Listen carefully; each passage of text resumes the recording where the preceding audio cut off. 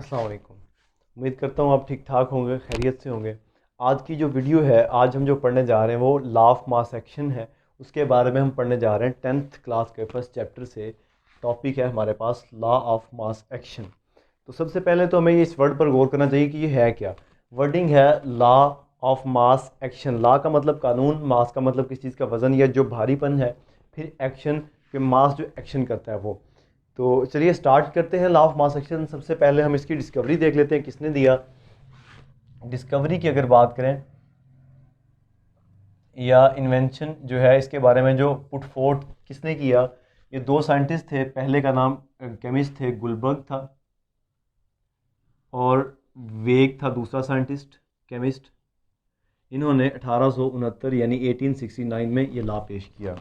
तो ये इसका थोड़ा सा बैकग्राउंड है। इन्होंने ये लॉ पेश किया, यानी कि ये दो साइंटिस्ट केमिस्ट हैं जिन्होंने इस लॉ को पुट फोर्थ किया। फिर इसके बाद इसकी डेफिनेशन या स्टेटमेंट की जानी पड़ेंगे कि इस लॉ की स्टेटमेंट क्या है। स्टेटमेंट की अगर बात करें तो सिंपल सी स्टेटमेंट है। पहले स्टेटमेंट लिख लेते हैं, फिर इसको समझ भी लेते हैं। स्टेटमेंट में सिंपल सी स्टेटमेंट है, the rate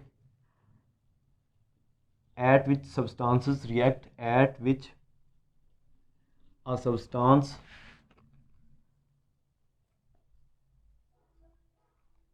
react is directly proportional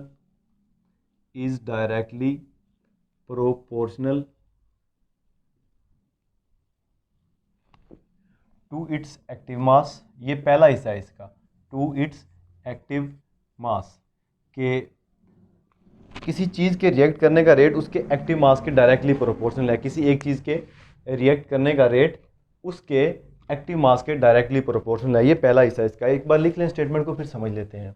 फिर इसके साथ ही दूसरा हिस्सा स्टेटमेंट का, and the rate of reaction, and the rate of reaction क्या है, rate of reaction is directly proportional to, is directly proportional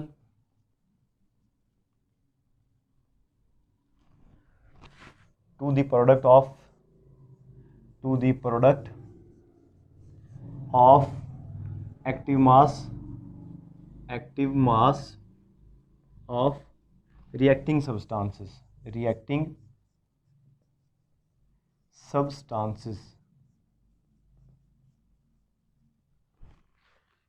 तो ये जी स्टेटमेंट है किसकी, लॉ ऑफ मास एक्शन की। अब हम इसको समझ लेते हैं कि ये क्या कह रहा है। पहला हिस्से में स्टेटमेंट की उसने क्या कहा, the rate at which a substance react is directly proportional to its active mass. पहले यहाँ तक समझे। कहता है कि कोई चीज़ कितनी जल्दी रिएक्ट करती है, ये बात डिपेंड करती है किस पर, उसके एक्टिव मास पर। किस तरह डिपेंड करती है, डायरेक्टली। जितना कम वजन होगा उतनी जल्दी वो चीज़ रिएक्ट कर जाएगी, जितना वजन ज़्यादा होगा उतनी जल्दी। पहले उसने एक चीज़ की बात की। फिर उसने कहा and the rate of reaction is directly proportional to the product, कि जो रिएक्शन का रेट है वो डायरेक्टली प्रोपोर्शनल किसके, उन अशिया के वज़न को अगर ज़रब देने के बाद जो आंसर आया आपके पास, जो उनका कलेक्टिव वे आए, उनके मैथ्स को आपस में ज़रब देने के बाद, तो रेट ऑफ रिएक्शन उसके बराबर होता है। ये बेसिकली इसका थोड़ा सा थीम है, ये स्टेटमेंट है इसकी। अब इसका मतलब क्या है, इसका सिंपल से अगर मैं सिंपल बात करूँ तो घर में कुकिंग की अगर बात करें, आपने जितनी थोड़ी चीज़ पकानी है वो जल्दी पक जाएगी, ज़्यादा पकानी है तो वो देर लगेगी। सिंपल सा इसका कंसेप्ट यही है कि जितना आप सामान थोड़ा लेंगे तो वो थोड़े टाइम में रेडी हो जाएगा, जितना ज़्यादा लेंगे तो वो ज़्यादा देर लगाएगा रेडी होने में। तो ये इसका थोड़ा सा बैकग्राउंड या स्टेटमेंट थी। इसके साथ ही इसकी एक्सप्लेनेशन है।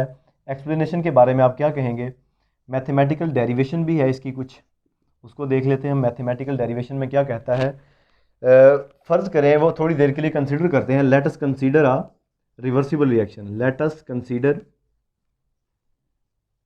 Reversible reaction. एक रिवर्सिबल रिएक्शन लेते हैं थोड़ी देर के लिए हम, रिवर्सिबल रिएक्शन। थोड़ी देर के लिए कोई भी हम रिवर्सिबल रिएक्शन कंसिडर करते हैं तो उसमें क्या होता है, रिवर्सिबल रिएक्शन में फ़र्ज़ करें एक ऐसा रिएक्शन है जो फॉरवर्ड भी है और रिवर्स भी है। ये फॉरवर्ड और ये रिवर्स, यानी कि ये वाला हिस्सा के एफ है और ये वाला हिस्सा के आर है, तो ये सी प्लस डी। तो ये एक रिवर्सिबल रिएक्शन है। फिर लॉ ऑफ मास एक्शन के मुताबिक ही, बल्कि यहाँ पर एक बात हमने पढ़ी है एक्टिव मास की। एक्टिव मास का क्या मतलब, किस चीज़ का उतना वजन जो इस्तेमाल हो सके, जो काबिल इस्तेमाल हो, जो यूटिलाइजेबल हो, वो एक्टिव मास है इन रियल सेंस। तो इसमें ला ऑफ मास सेक्शन में वो थोड़ा सा बताता है कि एक्टिव मास है क्या। मैं ओरली बता देता हूँ आपको। Active mass is the molar concentration of a substance. Molar concentration से क्या मुराद है, मोल यूनिट है किसी चीज़ को भी वे करने का इनका, तो मोलर कंसंट्रेशन जो यूनिट में वे करके ले आए तो वो क्या कहलाएगा, एक्टिव मास। यानी कि किसी चीज़ का भी वजन जो है वो काबिल इस्तेमाल, वो एक्टिव मास कहलाएगा।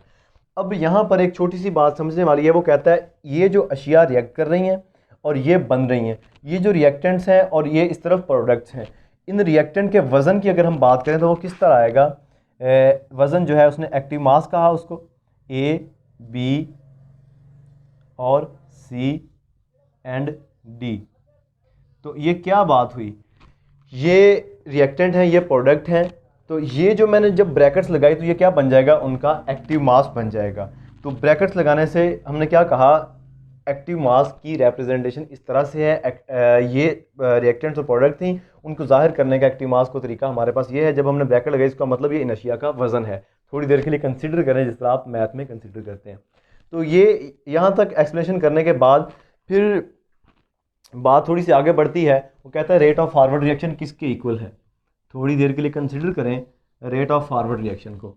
रेट ऑफ फॉरवर्ड रिएक्शन जो है, फॉरवर्ड रिएक्शन मैं शॉर्टकट लिख रहा हूँ। Rate of forward reaction is directly proportional है किसके, किसके डायरेक्टली प्रोपोर्शनल है, वो अपनी ही रिएक्टेंट्स के। कौन सी, ए और बी, ये रेट ऑफ फॉरवर्ड के केस में रिएक्टेंट्स हैं। इसको अगर सिंप्लीफाई करना चाहें, साइन ऑफ प्रोपोर्शनलिटी खत्म करें थोड़ी देर के लिए, इज इक्वल टू का साइन लगाएंगे, के एफ लिखेंगे यहाँ पर, ये प्रोपोर्शनलिटी कांस्टेंट होगा और आप बाकी सारी की सारी चीज़ें सच ऐसे ही लिख देंगे। तो ये था रेट ऑफ फॉरवर्ड रिएक्शन। इसी तरह रेट ऑफ रिवर्स रिएक्शन भी हम लिख लेते हैं। Rate of reverse reaction, reverse reaction मैं शॉर्टकट लिख रहा हूँ, आप मुकम्मल लिखेंगे। Rate of reverse reaction is directly proportional है किसके, के आर के, के आर नहीं। रेट ऑफ रिवर्स रिएक्शन के केस में रिएक्टेंट्स कौन कौन सी हैं, सी है और डी, ये रिएक्टेंट्स हैं। ये जब हमने ब्रैकेट्स लगाई तो हमने बात की रिएक्टेंट और प्रोडक्ट के वे की, यानी कि ये एक्टिव मास है, ब्रैकेट्स लगाने से एक्टिव मास बन गया।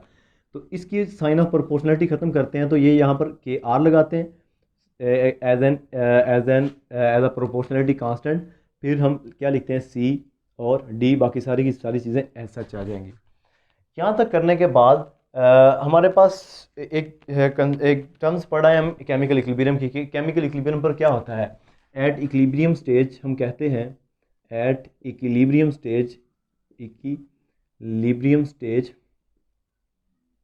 या एट इक्विलिब्रियम हमारे पास क्या चीज़ नई बन के आती है कि रेट ऑफ जो फॉरवर्ड रिएक्शन है, रेट ऑफ फॉरवर्ड रिएक्शन किसके बराबर हो जाता है, रेट ऑफ रिवर्स रिएक्शन के, रेट ऑफ रिवर्स रिएक्शन के। तो रेट ऑफ फॉरवर्ड रिएक्शन को इस जाने में लिख लें और इज इक्वल टू कर दें किसके, रेट ऑफ रिवर्स के। तो रेट ऑफ फॉरवर्ड रिएक्शन हमारे पास क्या निकला है ये, तो इसकी आर एफ, और यहाँ पर किसके बराबर हो गया, आर आर के। आर एफ की क्या वैल्यू है हमारे पास, के एफ क्या है, के एफ के साथ क्या चीज़ आई थी, ए और बी, और यहाँ पर क्या चीज़ है हमारे पास, आर आर की जो वैल्यू है वो है के आर, और यहाँ पर है सी और डी। हाँ, तो हमने इनमें से कोई एक चीज़ निकालनी है, बाकी सारी चीज़ों को एक साइड पे करना है। हमने कोई वैल्यूज़ यहाँ पे फाइंड आउट करनी है। हम सिंपली क्या करेंगे, के आर को डिवाइड कर देंगे के एफ पर, यानी के एफ ऊपर रहेगा, के आर नीचे आ जाएगा, यानी कि के आर को यहाँ से हटा के यहाँ पर ले आएंगे और इस वैल्यू को यहाँ पर ले जाएंगे। यानी कि ये जो कॉन्स्टेंट्स ऑफ प्रोपोर्शनलिटी हैं इनको हमने एक साइड पर लेके आना है। तो मैं क्या करूँगा, के एफ डिवाइडेड बाई के आर, यानी कि ये वाला के आर इधर ले आया। जैसे ही मैंने ये किया तो ये इस हिस्से को मैं इस तरफ ले जाऊँगा, ये हिस्सा इधर मल्टीप्लाई हो रहा था, इधर आके ये डिवाइड हो जाएगा। ये हिस्सा इसके साथ मल्टीप्लाई कर रहा था तो उधर जाके ये डिवाइड कर जाएगा। कैसे, C D divided by A B.